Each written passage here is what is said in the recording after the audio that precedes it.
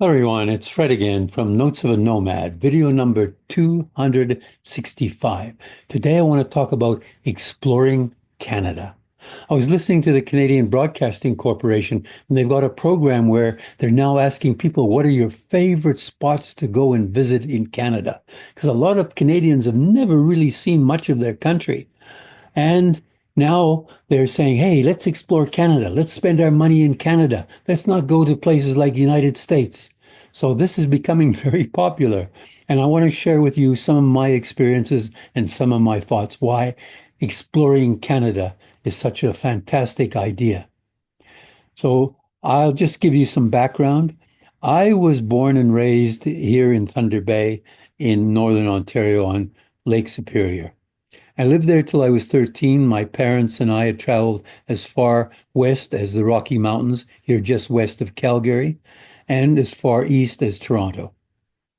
My father was transferred to Vancouver, and when I was 13, I lived there for 7 years till I was 20, when I hitchhiked around Europe and ended up in South Africa, living there for 22 years.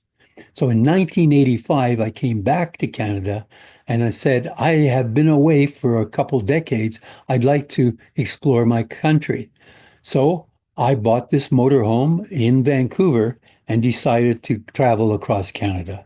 So I started in Vancouver, went across to Vancouver Island, went up north, went into Prince Rupert on the coast, traveled up here to the Yukon, Whitehorse, the capital, and Dawson City, and popped into for a few days into um, Alaska, and then went up to Inuvik, which was as far as the Dempster Highway would go in those days in 1985. Traveled back down, and here in northern British Columbia, went to a place I never forgot, Liard River Hot Springs. It's a magical place, and so I thought I would visit that again when I had the opportunity. Then I traveled um, down to the Rockies, across Canada, across Alberta, into Saskatchewan, then into Manitoba, and then into Northern Ontario. Visited my relatives in Thunder Bay, went down to Toronto, Niagara Falls, visited Southern Ontario, then into Quebec, Ottawa, Montreal, Quebec City, Gaspé Peninsula, which is a beautiful part of the world, then New Brunswick, the province there, Prince Edward Island, and the province of Nova Scotia. Then across by ferry to Newfoundland, ended up in St. John's. So that is the Trans-Canada Highway. That's the end or start of Trans-Canada Highway, and the other end or start is Victoria. I believe it's over 5,000 kilometers if you travel on the uh, Trans-Canada Highway. So that was my experience of seeing a lot of Canada. And then last year I did my road trip to the Arctic. I got a bee in my bonnet. Now that the road is open up into Tuktoyaktuk, I would go there.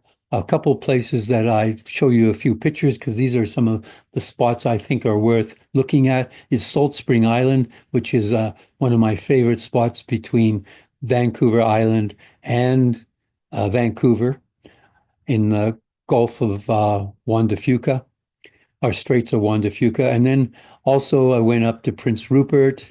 I went up to Whitehorse and Dawson City, up the Dempster Highway, past Inuvik, on to Tuktoyaktuk. And then on the way down, I stopped in Atlin Lake, which is known as the Switzerland of Canada, a beautiful spot. And I went back to Liard River Hot Springs after so many years. And then I came back down to Bella Coola on the coast, visited that little town, a little hamlet almost, and then back down to Vancouver. So that was 11,000 kilometers that I traveled visiting Canada. A couple pictures. My favorite spot I mentioned is Salt Spring Island. This is my friend's boat, the Sea Holly, and this is the Coast Guard, the Canadian Coast Guard boat in Salt Spring. And also, people often fly in using the float planes, and there's regular flights on the different Harbor Air and a couple other air airplanes as well. And also, uh, I enjoy going on the ferry. It's about an hour and 40 minutes between Vancouver Island and Vancouver area. And these are very large boats, ferry ferries, lots of cars, lots of nice restaurants, and it's a pleasant, beautiful spot. The scenery is gorgeous. And this was a picture of Prince Rupert in the northern British Columbia, sort of the largest port in northern BC. And this is where Haida Gwaii is. Haida Gwaii is managed by the First Nations people and is known as a very magical spot as well. Gorgeous and well worth visiting, I believe. I haven't been to Haida Gwaii as such. This is the closest I've been. Is in Prince Rupert. Up in the Yukon, I have a picture of Dawson City, which was historical gold mining town in the 1800s. Many of the buildings have been, restored, and it's a great place for tourists in the summertime. There's a dance hall with dancing girls, and you can gamble there as well. And then across up the Dempster Highway, over the Arctic Circle, across a couple of ferries over the rivers, up into Inuvik, and then up to Tuktoyaktuk, where I took this picture about 3 o'clock in the morning. The sun had gone down, but it was coming up again. So it never really got dark in the summer in the northern part by the Arctic Ocean. While I was there, I visited this spot, which is known as the Pingo Canadian Landmark. Pingos are these ice mountains, sort of covered, and it's a landmark known. And this is where I put my feet in the water. There was a dock there, so that's where I put my feet in the Arctic Ocean. And there's a couple pingos in the background. And of course, Northwest Territories is unbelievable. It's big country. It's just untouched, unbelievable, beautiful part. The same with the Yukon.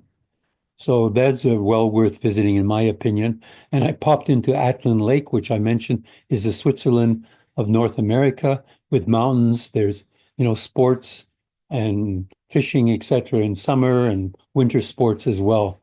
And of course, a float plane as well on Atlin Lake. And I saw some buffalo as I was going down the Alaska Highway. I don't think they were going to Alaska, but I stopped at Liard River Hot Springs, which I found was a really beautiful spot. I spent a couple hours talking to people when I was there. The water gets so, over 25, 30 degrees centigrade, and it's just in the midst of nowhere. And there's this hot water running, and I chatted to people from around Canada who were visiting as well. Some of the scenery, the lakes and the mountains in northern British Columbia, and also the ferry boat, much smaller ferry boat than in southern British Columbia, but this ferry goes down the coast down to Vancouver Island. And that was in Bella Coola, and this is some mountains and lakes in southern British Columbia. One of the roughest roads I've ever been on. I was up there, my poor car was bouncing around all the way down the hill. So with that, I just want to say exploring Canada is a fantastic idea. It's an amazing country with so many places to explore. And I enjoyed listening to the Canadian Broadcasting Corporation. And let's see what people vote as the 20 best places to explore and visit in Canada. So with that, I will say adios, au revoir, wishing you, your family, and friends lots of love and laughter. And hopefully you have the opportunity to explore this great country of Canada. Bye for now. Adios, au revoir from Fred. Until next time, from Notes of a Nomad.